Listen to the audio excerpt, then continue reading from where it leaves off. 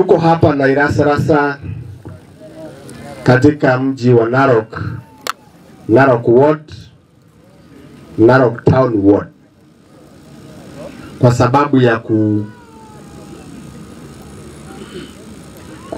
ya kuja juu ya kijana wetu Douglas Masikonde ambaye amenitia mkutano mkubwa, ambaye leo tunakuja hapa katika mji huu na area hii ili tuje tuwaambie watu wetu wa Masai wa sehemu hii waweze kumchagua kijana Douglas Masikonde. Hii inatokea tangu wakati tulipompoteza kansla ama MCA wa area hii, na kupitia hiyo tuko katika sehemu sasa ya kwenda kuchagua tarehe 27 kiongozi wa mji huu. Na mimi nataka kusema hivi, Kenya ni moja, na tunasema ya kwamba kuchagua Douglas ni kuchagua Mkenya, kwa sababu kijana huyu Douglas ameunganisha jamii zote za Kenya zilizoko katika mji huu wa Narok. Nilipokuwa hapo town, nilipatana na Wajaluo, nilipatana na jamii ya Wakamba, nilipatana na jamii ya Wakisii, jamii ya Wakikuyu, wa Masai, wote wanasema Douglas Masikonde. Na hapo ndio tuko. Hatuwezi kuwa tunatishiwa na watu wanatishiwa ya kwamba jaribuni, na watu wachache ambao wanaringa na mambo ya pesa ya umma. Hatutaweza kukubali.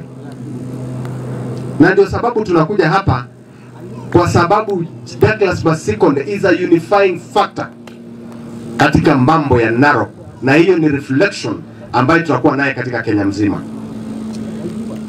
So hatutaki maneno ya uchochezi kwa sababu ya wale wachache ambao wamepata nafasi ya kuwa katika maofisi ya serikali na wanatishia wananchi kwa sababu wako katika nafasi ya serikali na wako na pesa, na hiyo pesa ikiingia ikuliwe na wananchi, maana ni ushuru ya wananchi.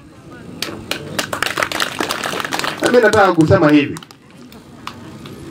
mambo ya kutishia wananchi, juzi tulisikia Rais Ruto akisema ya kwamba niko hapa kuishi, niko kwa hii kiti kuishi, niko kwa hii kiti kuendelea. Na mimi nashangaa IEBC itakuwa inafanya kazi gani kama hata pia gavana wa county hii anasema ya kwamba ni kura mbili tu itapigwa katika ward hii, hizo zingine tutatupilia mbali, tutazima mataa ili tuibe kura, na IEBC wako na hawawezi ongea jambo kama hilo. We want to caution IEBC. Douglas Masikonde ako na kura zake, na tunahitaji kila mahali ambapo patakuwa na by election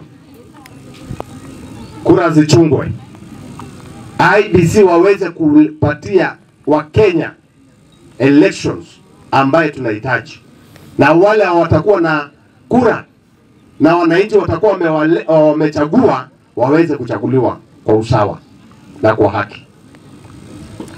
Tunataka kuona chairman wa IEBC akikushon watu ambao wanajaribu kuleta utaharufu, kuleta shida katika mambo ya elections ambayo zinakuja, na hatuwezi kubali. Saa hizi tunaona Tanzania vile inaendelea.